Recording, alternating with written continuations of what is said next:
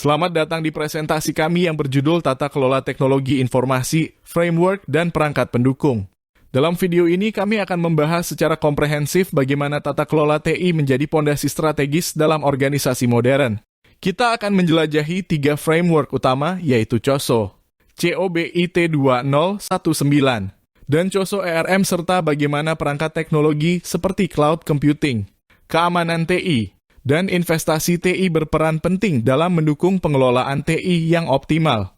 Tata kelola teknologi informasi atau IT governance adalah kerangka kerja yang memastikan teknologi informasi dikelola dengan cara yang paling efisien dan efektif untuk mencapai tujuan organisasi. Di tengah meningkatnya ketergantungan pada teknologi digital, organisasi tidak lagi bisa menganggap TI sebagai fungsi pendukung semata. TI kini harus menjadi mitra strategis. Oleh karena itu, penerapan tata kelola TI menjadi kunci agar organisasi dapat mengelola risiko teknologi, memenuhi standar kepatuhan, menjaga keamanan data, dan sekaligus mendorong inovasi. Organisasi yang memiliki tata kelola TI yang baik akan mampu memberikan nilai tambah signifikan. Misalnya, mereka bisa merespons perubahan lebih cepat, membuat keputusan berbasis data dengan akurat, dan membangun kepercayaan pemangku kepentingan. Selain itu, IT governance membantu mengontrol biaya operasional TI, meminimalkan pemborosan anggaran, dan memastikan bahwa setiap inisiatif teknologi sejalan dengan strategi bisnis utama. 4 prinsip dasar dari IT governance adalah akuntabilitas, transparansi, pengelolaan risiko, dan penciptaan nilai bisnis melalui teknologi informasi. Dalam dunia profesional, terdapat berbagai framework yang digunakan untuk menerapkan IT governance. 3 di antaranya yang paling dikenal adalah COSO yang berfokus pada pengendalian internal dan manajemen risiko secara umum. COBIT 2019 framework khusus untuk tata kelola dan manajemen teknologi informasi.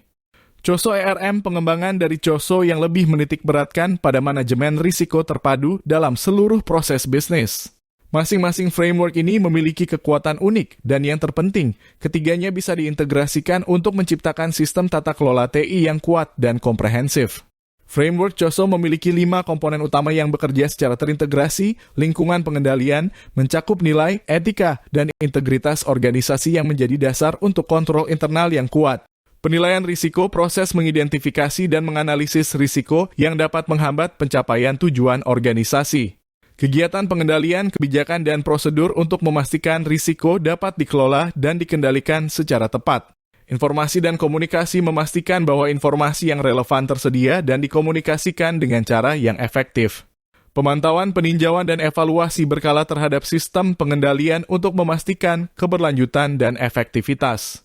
Framework ini bersifat generik dan bisa digunakan di berbagai jenis organisasi.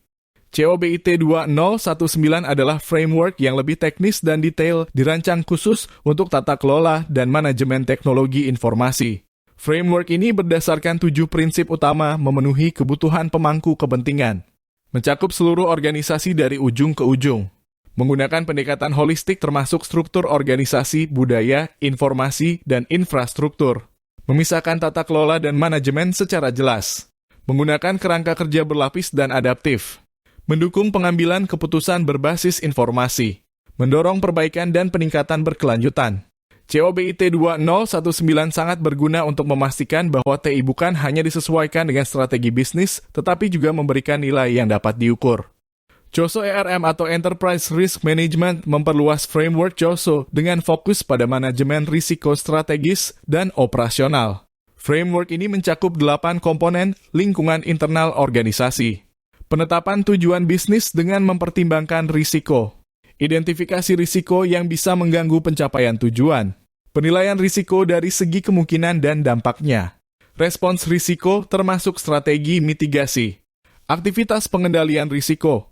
Informasi dan komunikasi risiko secara menyeluruh. Pemantauan berkelanjutan terhadap efektivitas pengelolaan risiko. COSO ERM membantu organisasi menjadi lebih tangguh dan responsif terhadap perubahan lingkungan bisnis. Jika kita bandingkan ketiga framework ini, COSO paling cocok untuk pengendalian internal yang menyeluruh.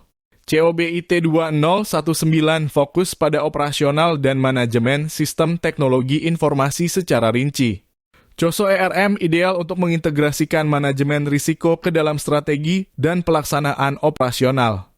Seringkali organisasi menggabungkan ketiganya agar dapat mengelola TI dari sisi pengendalian, teknis, hingga strategi secara menyeluruh. Selain framework, keberhasilan tata kelola TI juga sangat bergantung pada bagaimana organisasi memanfaatkan perangkat teknologi.